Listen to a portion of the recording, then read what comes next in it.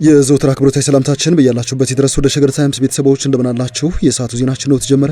አበይት ጉዳዮችን አስቀድመን እናስታውቃችሁ። የአማራ ክልል መንግስት ህዝቡ አካባቢውን በንቃት እንዲጠብቅ ጥሪ አቅርበዋል። መከላከያ ሰራዊትም ድንበሩን በጥብቅ እየጠበቀ ስለመሆኑ ይፋ አድርጓል። ዝርዝሩን እንመለስበታለን። በኢትዮጵያና በኤርትራ የድንበር አዋሳኝ አካባቢዎች የሚገኙ ኢትዮጵያውያን የኤርትራ ጦር ወደ ኢትዮጵያ ግዛት እንደፈለገ እየወጣ እየገባ ነው ሲሉ ይፋ አድርገዋል። ሌላኛው የዜናችን ትኩረት ነው። የኢትዮጵያ አየር መንገድ ለአዲሱ ዓለም አቀፍ አየር ማረፊያ የተርሚናል ግንባታ በርካታ ዓለም አቀፍ ኩባንያዎች ፍላጎት እያሳዩ ነው ብሏል። የኢትዮጵያ አየር መንገድ በዛሬው ዕለት የሰጠው መግለጫ በብዙ መልኩ መነጋገር ሆኗል። እንመለስበታለን። ገዢው ብልጽግና ፓርቲ ቀጣዮቹ ጥቂት ጊዜያት ወሳኝ ናቸው ሲል ሰይሟቸዋል። ብልጽግና ፓርቲ ለቀጣዩ ሀገር አቀፍ ምርጫ ምልክቱን በቀየረበት በዛሬው መድረክ የፓርቲው ከፍተኛ አመራሮች ይፋ ያደረጉትን መግለጫ እንመለከተዋለን። እንደተለመደው እየሰማችሁ ነብራችሁ ቆዩ።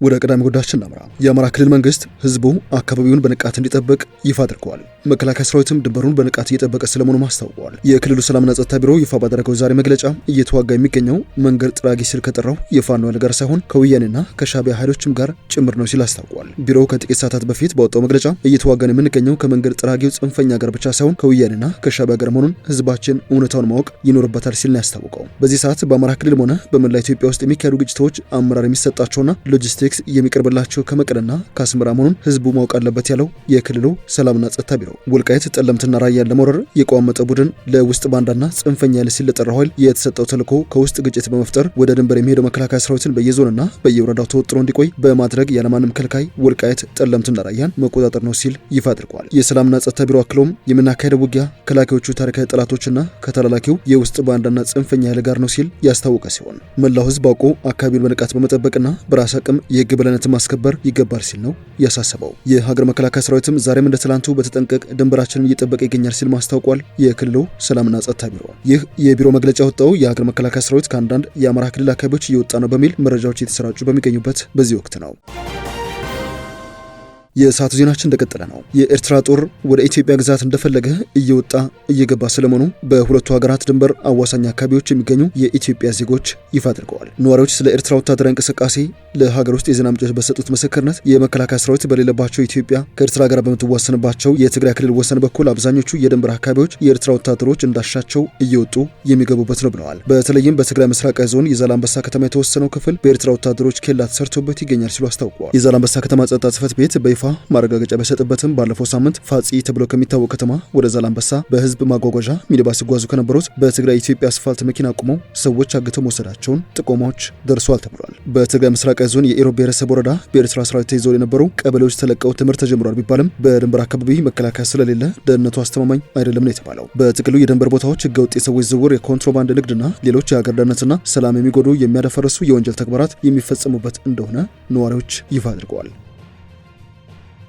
ኢትዮጵያ ከቢሾፍቱ ከተማ በቅርብ ርቀት ላይ በምትገኘው አቡሲራ መንገድ ለምታስገነባው አዲሱ ዓለም አቀፍ አውሮፕላን ማረፊያ የተርሚናል ግንባታ 35 ዓለም አቀፍ ኩባንያዎች ፍላጎት ማሳየታቸውን የኢትዮጵያ አየር መንገድ አስታውቀዋል። የኢትዮጵያ አየር መንገድ ግሩፕ ዋና ስራ አስፈጻሚ መስፍን ጣሰው የ6 ወራት የስራ አፈጻጸምን አስመልክተው በዛሬው ዕለት በሰጡት ጋዜጣ መግለጫ ነው ይህንን ያሉት። ዋና ስራ አስፈጻሚው የአየር መንገዱ ካለፈው ዓመት ተመሳሳይ ወቅት ጋር ሲነጻጸር የ14 በመቶ የገቢ እድገት አስመዝግቧል ያሉ ሲሆን በቢሾፍቱ የሚገነባው ግዙፍ አውሮፕላን ማረፊያ ሜጋ ኤርፖርት የመጀመሪያ ምዕራፍ ግንባታ ተጀምሯል ብለዋል። ባለፉት 6 ወራት ከሐምሌ 1 እስከ ታህሳስ 30 10.6 ሚሊዮን መንገደኞች የተጓጓዙ ሲሆን ይህም ካለፈው ዓመት ተመሳሳይ ወቅት ጋር ሲነጻጸር የ11 በመቶ ጭማሪ ያለው ብለዋል። ከዚህ ባለፈ በጭነት በረራ ወይንም ካርጎ በኩል 451 ሺህ ቶን ጭነት ማጓጓዝ መቻሉን ዋና ስራ አስፈጻሚ አስታውቋል። ዋና ስራ አስፈጻሚ አክለውም አየር መንገዱ የአውሮፕላን ቁጥሩን ለማሳደግ ባደረገው ጥረት 7 አዳዲስ አውሮፕላኖችን ወደ ስራ አስገብቷል ያሉ ሲሆን በዚህ ወቅት የአየር መንገዱ አጠቃላይ የአውሮፕላን ብዛትም 143 መድረሱን ጠቁመዋል። ከዚህ በተጨማሪ አገር አየር መንገዶች ማለትም አስካይ፣ ማላዊ፣ ዛምቢያ የሚጠቀሙባቸውን 23 አውሮፕላኖች ጨምሮ የአየር መንገዱ አጠቃላይ የአውሮፕላን ብዛት 170 መድረሱን ያስታወቁት። በሀገር ውስጥ በረራም የአብያ ኤርፖርት ግንባታ ተጠናቆ በረራ በመጀመሩ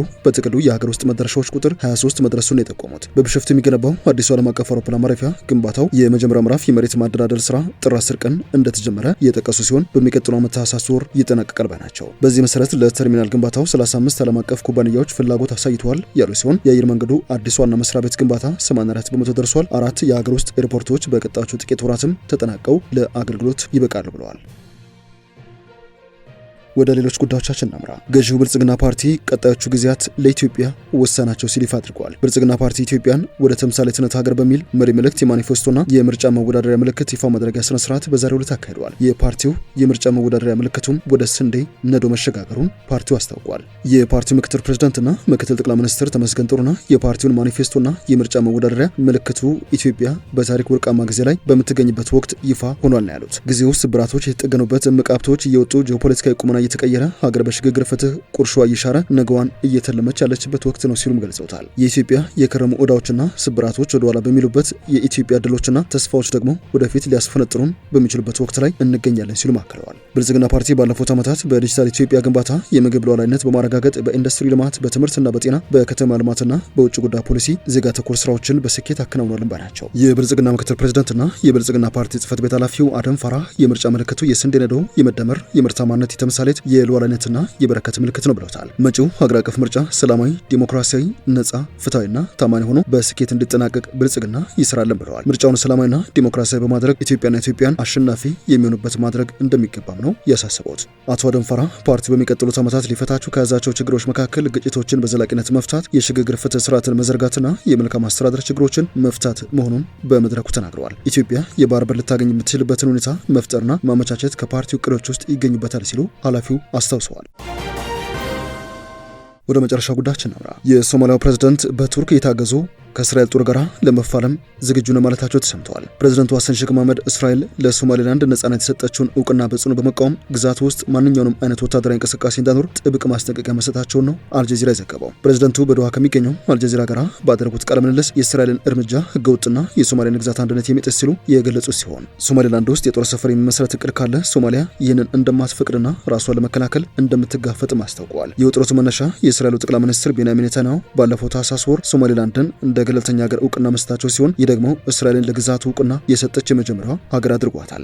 ምንም እንኳን እስራኤልና ሶማሌላንድ በይፋ ወታደራዊ ስምምነት መኖሩን ቢክዱም አንዳንድ የሶማሌላንድ ባለስልጣናት ግን ጉዳዩ በውይይት ደረጃ ላይ ይገኛል ሲሉ ፍንጭ እየሰጡ ነው። ፕሬዝዳንት ሐሰን ሼክ መሐመድ ይህ እርምጃ በአፍሪካ ቀንድና በቀይ ባህር የንግድ መስመር ላይ ከፍተኛ ለመረጋጋት እንደሚፈጥር ስጋታቸውን ገልጸዋል። አብዛኞቹ የአፍሪካና የአረብ ሀገራት መንግስታትም የሶማሊያን አንድነት በመደገፍ የእስራኤልን እርምጃ ሲቃወሙ፣ አዲሱ የሶማሌላንድ መሪ አብዱራህማን መሐመድ አብዱላሂ ኢሮ ግን እውቅናውን በአዎንታዊነት ተቀብለውታል። የአሜሪካው ፕሬዝዳንት ዶናልድ ትራምፕ ዋሽንግተን የሶማሌላንድን ጉዳይ በድጋሚ የመረመረች እንደምትገኝ ቢገልጹም እስካሁን ይፋ የፖሊሲ ለውጥ አልተደረገም። ሶማሌላንድ እንደ ፈረንጆቹ በ1991 ከሶማሊያ ተገንጥላ ራሷን ብታስተዳድርም የእስራኤል እውቅና በቀጠናው አዲስ ዲፕሎማሲያዊ ሽኩቻ ቀስቅሶ ይገኛል። ወደ ሸገር ታይምስ ቤተሰቦች የሰዓቱ ዜናችን አበቃ። ስላደመጣችሁን አመሰግንን። በያላችሁበት ሰናይ ጊዜ።